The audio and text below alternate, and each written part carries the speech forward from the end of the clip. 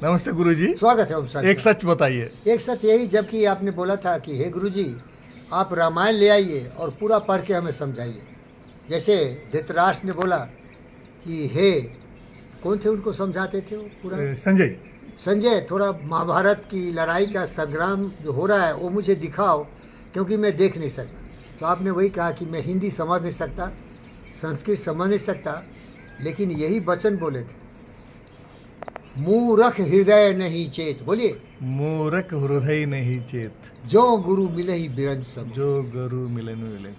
जो महामूर्ख है, जिसने बुद्धि में ताला ठोक दिया है, कितने भी ज्ञान की बात करो वो कभी सुधरेगा नहीं। तो आप बोले, अरे तुलसीदास कितना ज्ञानी थे। अरे गुरुजी थोड़ा रामायण ले आओ और उसको पढ़ के थोड़ा मुझे समझाओ। यही लाइन था जो लागू होता है सबों के। जो महामूर्ख है ना, कभी भी सुधरेगा नहीं। और बहुत सारे ज्ञानी लोग बोले, एक घड़ा हो सोने का, क्या हो? सोने का घड़ा हो, और उसमें मलमूत्र भर दिए हो, क्या?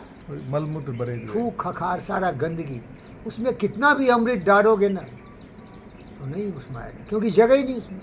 वो सैचुरेटेड माइंड है। क्या है? सैचुरेटेड माइंड है। वो बिल्कुल सैचुरेटेड हो, तृप्त हो गया, वो भर चुका है। जैसे राहुल गांधी, एक देखो,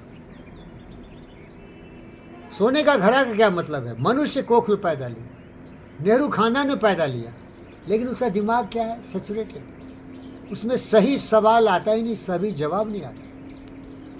तो यही मतलब है, मूरख हृदय नहीं चेत, मूरख हृदय नहीं चेत, जो मिली जो गुरु मिले ही जो गुरु मिले बिरंज सब। बिरंज सब। वो कभी सुधरेगा नहीं।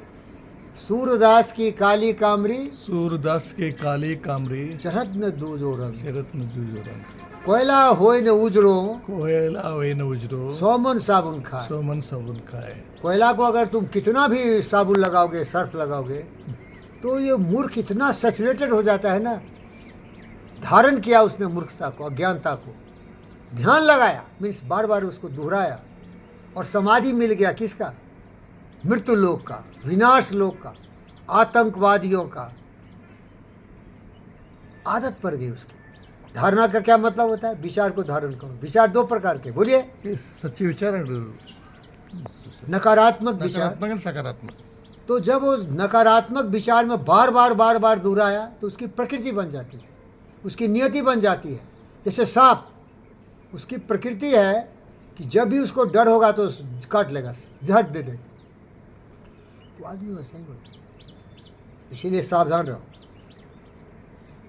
कभी भी गलत विचारों का, गलत संगति का, गलत लोगों के साथ रहोगे तो तुम्हारे जश्न तुम्हारा, मान लो कोई जान पहचान का आदमी वो गलत काम कर रहा है, क्यों?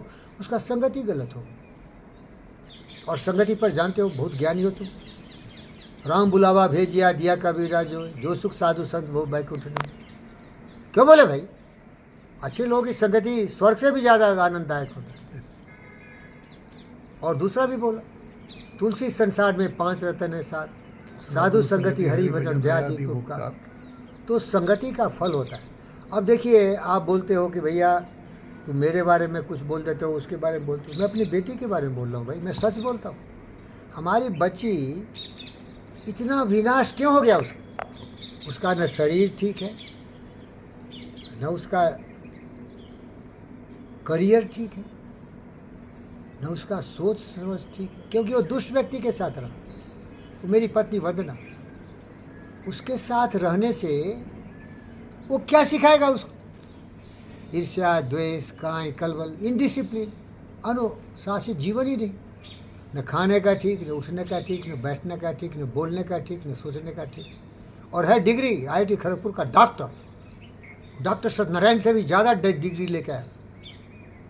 गांधी हॉस्पिटल से बड़ा है IIT खड़गपुर। 2 चीज़ है, लेकिन IIT खड़गपुर दुनिया में फेमस है, मालूम है तुम्हें? वहाँ का सबसे बड़ा आदमी कौन है दुनिया का सबसे बड़ा? सत्यनारायण बिरला। नहीं, सुंदर पिचाई हमारे साथ पढ़ा था। हम बहुत बूढ़े थे, इसीलिए वो जूनियर थे। उनकी पत्नी भी वहाँ थी। जब मैं IIT खड़गपुर छोड़ के आया तो वो एडमिशन लिए थे। उनकी पत्नी सरोजनी देवी हॉस्पिटल में रहती थी। वो लड़की थी ना, इसीलिए लेडीज़ के लिए अलग हॉस्टल था, और ये किसी विद्यासागर लॉज में कहीं रहते थे तो मिलते थे। तो IIT खड़गपुर, बुरा मत मानना, हर हॉस्पिटल हर चीज़ सही है, लेकिन IIT खड़गपुर वर्ल्ड फेमस है, क्योंकि सुंदर पिचई ने उसको उतना महान बना। तो जगह से कोई मान नहीं होता भाई। IIT खड़गपुर से मैं भी पढ़ा हूँ, मैं कौन फेमस आदमी, मैं कौन फेमस आदमी, सुंदर पिचई है। तो साहब यही बता रहा हूँ कि गीता और रामायण उपदेश यही पढ़ रहा हूँ, क्योंकि इसमें ज्ञान की बात है, सत्य है। ओम शांति, ओम शांति। Thank you.